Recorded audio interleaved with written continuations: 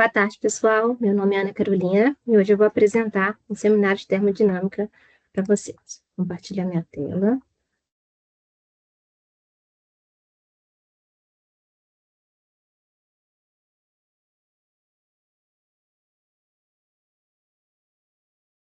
Bom, pessoal, o tema do meu trabalho é a utilização de redutores alternativos no alto forno. Então, iniciando, uma contextualização.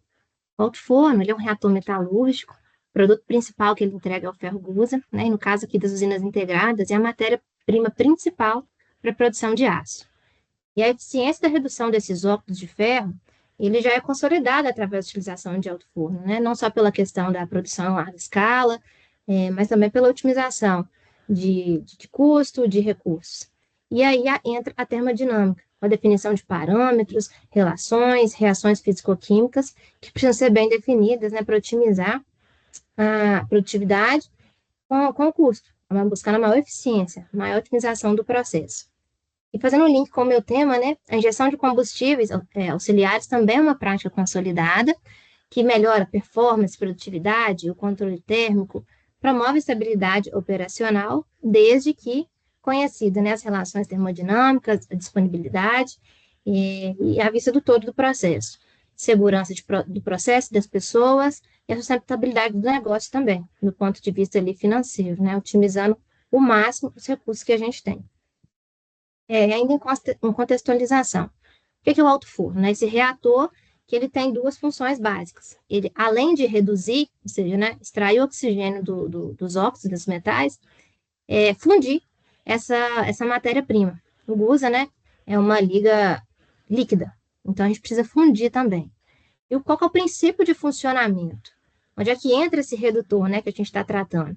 Desse processo encontra corrente. Então, eu tenho carga sólida, tanto a metálica, combustíveis, fundentes do topo, que vão no sentido descendente, eles precisam descer, para serem reduzidos e fundidos. No outro sentido, os gases. Que gases são esses? Esse gás redutor quente que precisa permear, então ter esse contato com essa carga metálica para poder ocorrer ali a redução e a fusão desse material. Então, durante todo esse trabalho, o foco no redutor vai ser o monóxido de carbono, esse gás. Como que ele se forma, quais alternativas, que materiais a gente pode inserir no processo para a produção desse gás redutor, para que aconteça o processo de redução e fusão. Bom, então o nosso ponto de partida vai ser o monóxido de carbono. Como que ele é formado? Da explicação anterior, do slide anterior, a gente consegue ver aí nesse desenho o óxido, a hematita lá no início, Fe2O3, tendo contato com esse gás CO, até que no final a gente consiga o ferro metálico líquido. A produção desse gás CO é lá na região de Ventaneiras, próximo ali do Cadinho, que vão acontecer duas reações principais. A de combustão, primeiro, esse carbono sólido, que vai vir do redutor principal, que é o coque. Então, nós vamos tratar os alternativos nesse seminário. Mas, então, esse carbono sólido em contato com o oxigênio, de onde que vem esse oxigênio? Então, o ar soprado, o ar que a gente injeta ali pelas ventaneiras no alto forno, ele é o ar atmosférico, que já tem uns 21% de oxigênio na composição dele, e mais o enriquecimento. Então, é enriquecido com oxigênio puro, é um parâmetro de processo que a gente coloca. Então, precisa de certa temperatura para acontecer essa combustão. E de onde vem essa temperatura? Esse próprio ar, ele passa por um equipamento periférico, os regeneradores, que tem diversos modelos. Hoje, a faixa de temperatura que o tipo Cooper, que é o mais comum aqui no Brasil, sopra, é na casa de 1.200 graus. Então, tem a combinação, de carbono, o oxigênio mais a temperatura, que vai formar ali o CO2. É uma reação, como a gente vê, como toda combustão, uma reação exotérmica vai liberar calor. E aí, esse CO2 é disponível para que aconteça a reação de Baudouin, é gaseificação. Ali, esse CO2 entra em contato com mais carbono, também de todos esses outros materiais, fontes de carbono, e que vai gerar o CO, o monóxido de carbono. E aí, sim, uma reação endotérmica. Então, ela vai consumir energia do processo.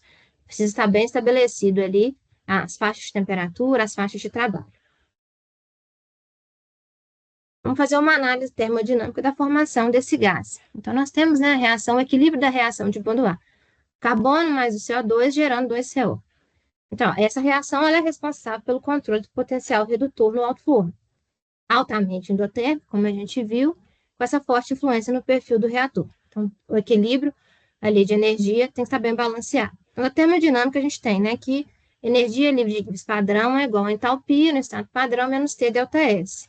E com o sistema, né, em equilíbrio químico, a gente pode reescrever como menos RT ln de K, e isolando o K, a gente também tem ali o K em função, né, de temperatura. No caso, considerando que o carbono é sólido, né, o carbono dessa reação, vamos considerar a atividade dele igual a 1, sólido metálico, sólido, e o K em função da pressão, né, da relação entre o CO e o CO2. Então, a gente conhecendo a pressão total em função da temperatura também, a gente vai estabelecer essa composição gasosa em equilíbrio para o carbono. E aí, novamente, né, as equações parciais individuais, a equação 1 e a equação 2, com os dados já tabelados que a gente tem de entalpia e de entropia. Então, aplicando ali a lei de Hess, a gente vai manipular essas duas equações parciais, né? Então, a primeira multiplicando por 2 e a segunda a gente inverte, a gente encontra uma equação geral, que aí sim é a que a gente está procurando. Então, nós temos ΔH e ΔS dela, convertendo ela para Joule, a gente tem esses dois parâmetros disponíveis. E aí a gente consegue escrever, né, o ΔG em função da temperatura. Então, a gente vai guardar essa equação do ΔG. Da equação anterior, né, das definições anteriores, a gente já tem o K isolado em função de ΔG, nós já temos o ΔG, então a gente consegue calcular qual que seria esse K para as diversas condições aí de temperatura. Eu simulei ali o 1000 Kelvin, e considerando a pressão do sistema a 1 atm, pressão total a 1 atm, então a gente consegue obter um K específico, no meu caso aqui a 1000 Kelvin de temperatura, deu 1,73. Substituindo na equação anterior de K, a gente consegue encontrar a pressão do CO2 ali, ela ficou disponível ali para a gente. Considerando a pressão total do sistema. Então, CO mais CO2 dando 1, eu substituo o fator que eu isolei ali em cima na equação de baixo, encontro uma equação de segundo grau e eu consigo determinar o equilíbrio da composição de CO sobre CO2 para aquela temperatura.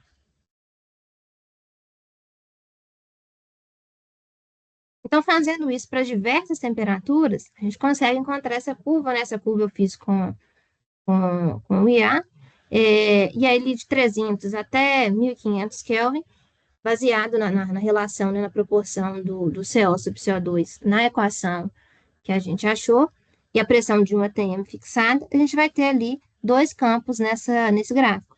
O campo da gaseificação, onde a gente vai obter o CO, e o campo da deposição do carbono, no sentido contrário. Então, assim, é importante, né, eu fiz um paralelo ali, a temperatura de trabalho da região de Raceway, que vai precisar dessa correlação termodinâmica também.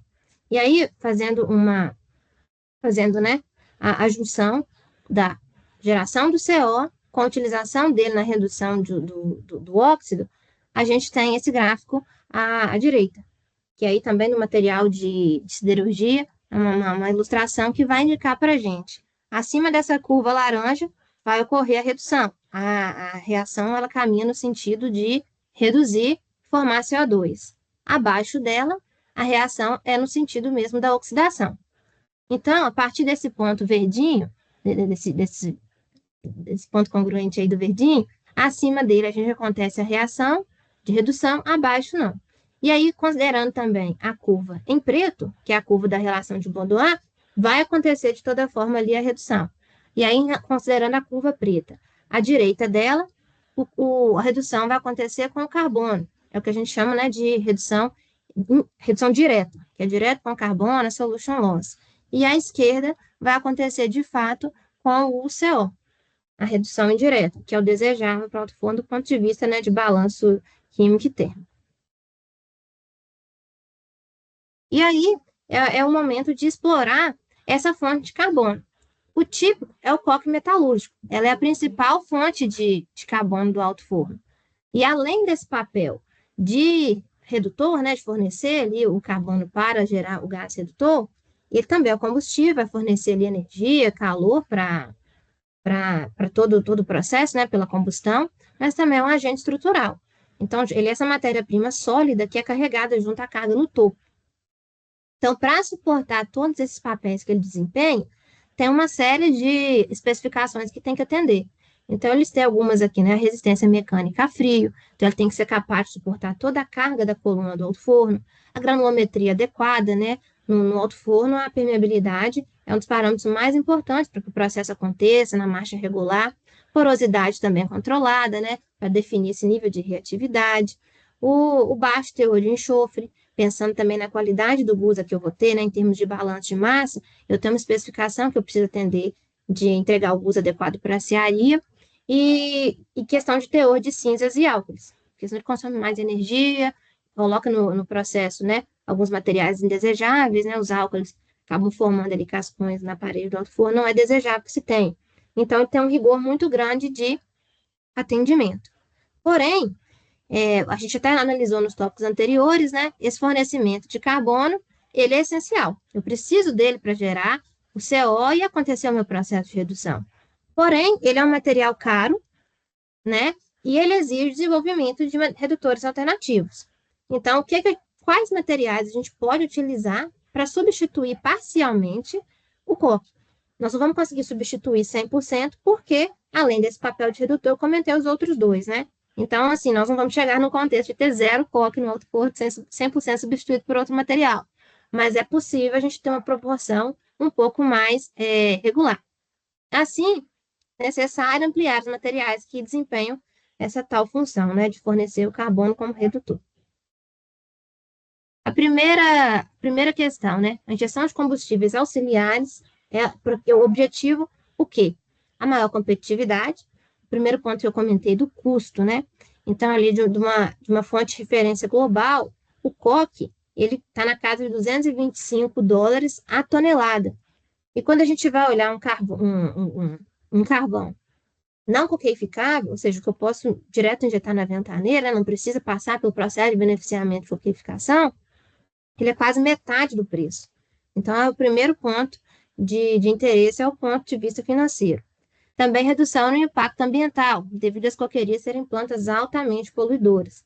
Então, a própria coqueria, né, já gera essa série de impactos ambientais e no forno, novamente, né, a gente vai ainda liberar mais CO2, né? A maior produtividade do alto forno em relação à produção de gusa por dia, em conjunto com uma boa operação.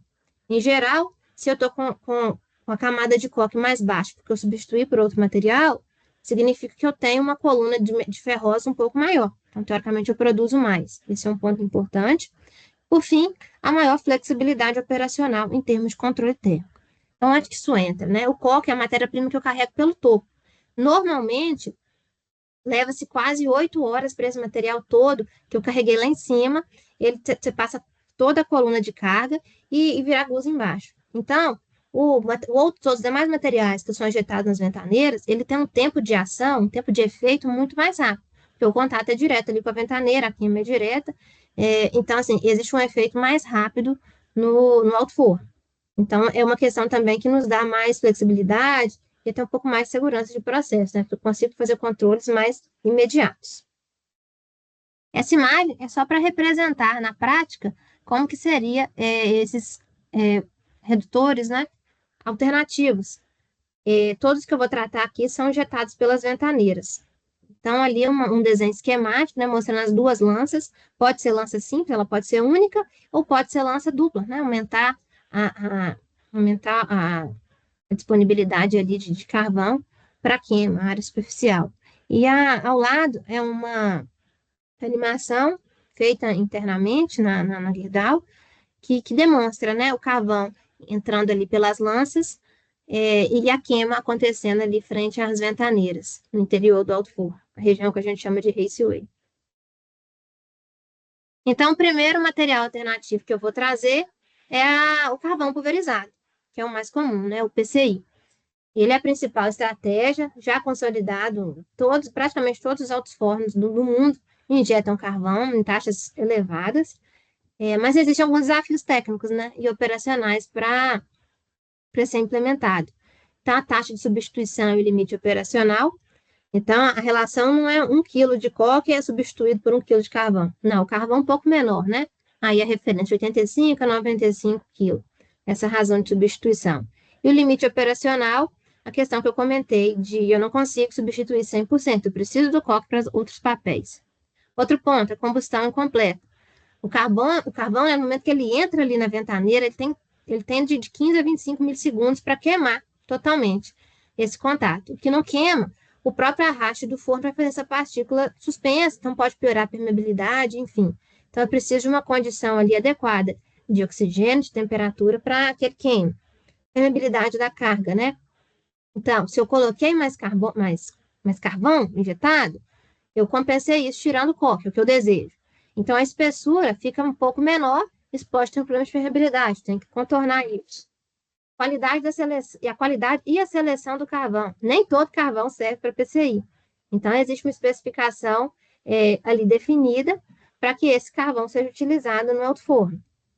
Outro ponto, a segurança no manuseio e transporte. Aí, de um ponto de vista industrial, né, nós estamos falando que para injetar no carvão, eu preciso pulverizar. Então, eu preciso de uma planta de moagem desse carvão. Ele chega de forma bruta para mim e eu preciso pulverizar. E ele fica menor que 75 micrômetros, hiper fino.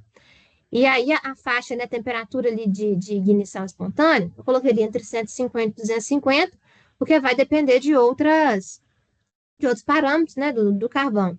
Então, por isso vai variar. E essa temperatura, facilmente, numa usina siderúrgica, ela é atingida ali por qualquer descontrole, né, de algum equipamento, de algum resfriador. Então, isso pode acontecer. Então, assim, é necessário controlar essa atmosfera explosiva, né, do ponto de vista de temperatura, de oxigênio disponível, enfim, é um ponto a mais de preocupação.